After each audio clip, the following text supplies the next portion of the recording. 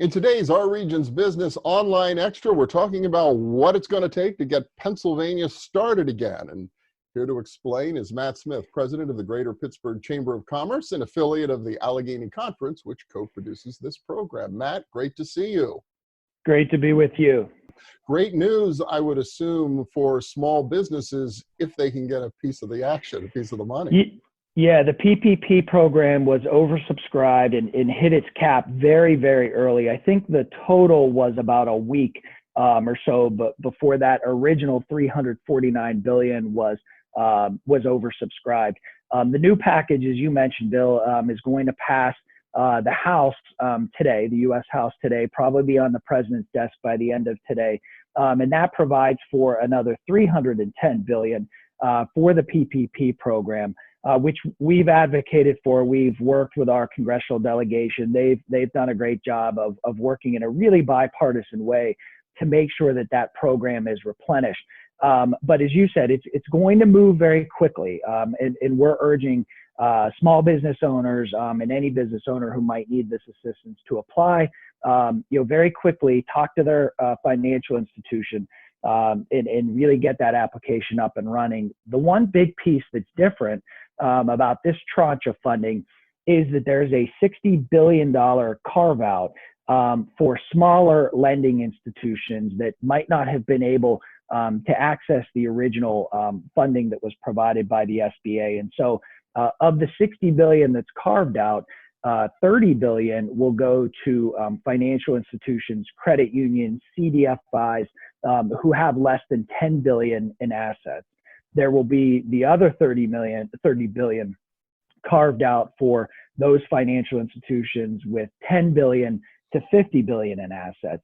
And we've supported this measure. We worked, as I said, with the congressional delegation to make sure that this was included. We think this is one way where you can have this capital flowing into many communities, into the hands of many business owners who weren't able to access that original tranche of funding through the PPP.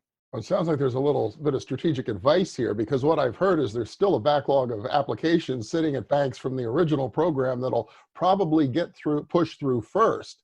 But some of these other lenders weren't involved then. So does that mean there might be a better shot if you work through them to actually tap some of these funds? Yeah, it's certainly possible. And that's where there comes in the importance of actually carving out $60 billion for the smaller lending institutions. We think this is a way, a very practical way to help drive this investment in capital into the hands of those business owners who, again, weren't able to access the funding in the first go around. Well, so critically important. I don't have to tell you, small business really the backbone of our entire economy.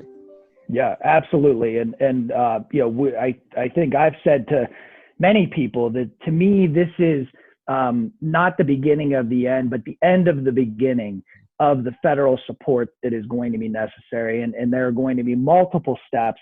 State and local government assistance is really going to be front and center, on what's been called phase 4 and phase 5 of this process. And so we'll stay very active in communication with our congressional delegation. As I said, they've done a great job on both sides of the aisle of working in a very bipartisan manner to make sure this funding flows as quickly as possible.